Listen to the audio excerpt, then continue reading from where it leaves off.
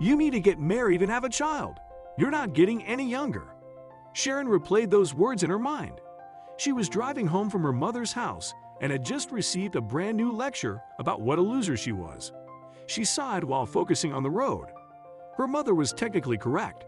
At 36, she had no prospects for a husband, and her time for having a child was running out.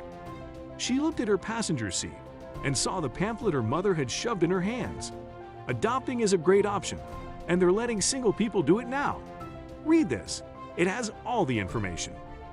"Are you Ms. Carter?" "Sharon Carter," he asked, and she nodded reluctantly. "My name is Nicholas Peters, and I believe you adopted my son." The older woman was relentless, but Sharon had no interest in adoption. It wasn't for her, especially as a single woman.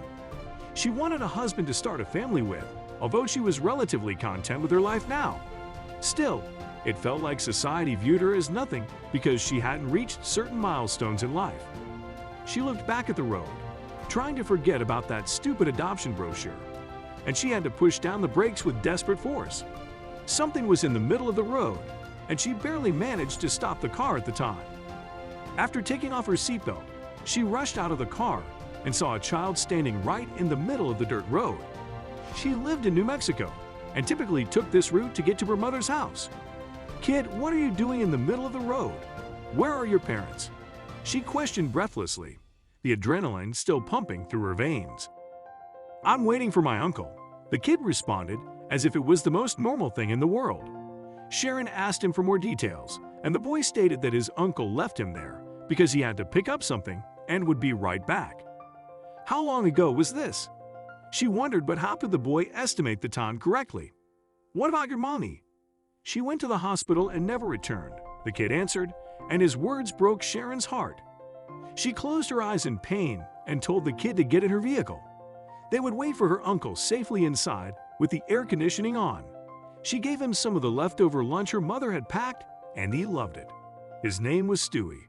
"Stewie, why don't you come to my house? We'll contact someone and find your uncle from there," Sharon suggested, and the boy couldn't do anything but nod his head and smile. They talked during the drive, and Sharon discovered how bright Stewie was. He was also pretty funny and had the best laugh in the world. She was delighted with the kid for some odd reason, and she decided to call the cops the following day.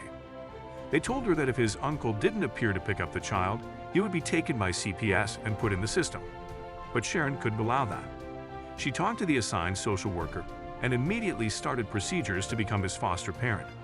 Suddenly, her mother's adoption pamphlet didn't seem so stupid because she read it intently, but the process could take years. Luckily, Stewie was officially placed in her care. His uncle never appeared or seemed to want him at all. Several years went by, and Sharon became Stewie's mother officially, which pleased her mother immensely.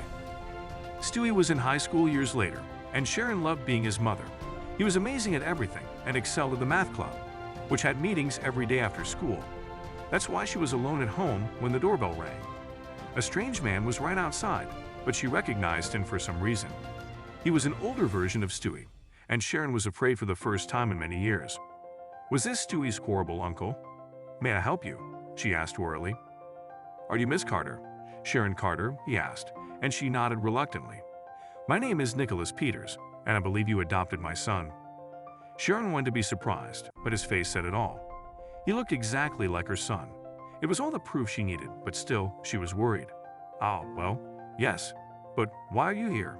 She stumbled on her words. "I was hoping to talk to you, and I wanted to meet Stuart," Nicholas stated, trying to peek into the house, hoping for an invitation. "He prefers being called Stewie," Sharon replied, breathed a sigh, and gestured for Nicholas to come inside. She offered him tea and cookies, and they sat down in her living room. "So," she began, "it's been years since I adopted Stewie. Why did you come here now? How'd you find me? You never mentioned anything about a father." "Well, I guess I should start at the beginning," Nicholas hesitated, linking his hands and squaring his shoulders in preparation. "Stewie's mother and I broke up when she got pregnant, but I was around a little after the birth. However, I had a horrible job. It paid nothing, and she could barely work at all. I was offered a new job in Europe, and I couldn't give it up, so I left. But it was after a big fight with my ex. She blocked me from contacting Stewie, and I thought that was fine. I tried to move on with my life, but I'd have come to regret that choice. Go on, Sharon urged, sipping her tea and enthralled with the story. Well, I recently learned that my ex died in the hospital when Stewie was 4. Her brother, Jack, told me. I had finally found his contact. When I asked what happened with the kid, he said he left him somewhere. I demanded more explanation, but he hung up and blocked me, he continued, his upper lip gnawing on his bottom one. Oh my God, I hate that man, she commented but told Nicholas to continue. Well, I didn't know what else to do but hire a private investigator who managed to find a report about someone finding a kid in the middle of the road. Then he discovered that someone had adopted him, and I paid him to give me your address. I know it's an invasion of privacy, and I'm so sorry, but I haven't shared it with anyone else, and I don't mean the two of you any harm, Nicholas explained.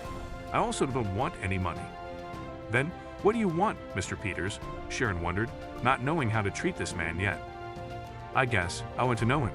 If he agrees, of course.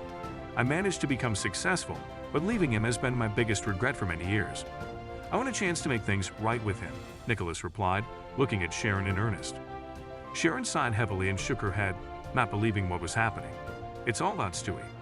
He's old enough to decide this, she said seriously, and coincidentally, Stewie walked in. He was tired from math club, but Sharon introduced him to Nicholas, and they recounted his story once again. The teenager was hesitant, but she could tell how curious he was about his father. After all, Sharon had never had a boyfriend, and his only father figures were his male teachers at school. Therefore, she encouraged him to bond with Nicholas. Eventually, they built a great bond, and Sharon was surprised when Nicholas offered to pay for Stewie's school and even tried to pay her back for raising his son. But she didn't accept. She was just glad that her son was happy with his father in the picture. When Stewie left for college, Sharon and Nicholas stayed in contact. They discovered a lot about each other, including their mutual tastes. Soon enough, they started dating and decided to get married. Stewie walked his mother down the aisle with the happiest smile in the world.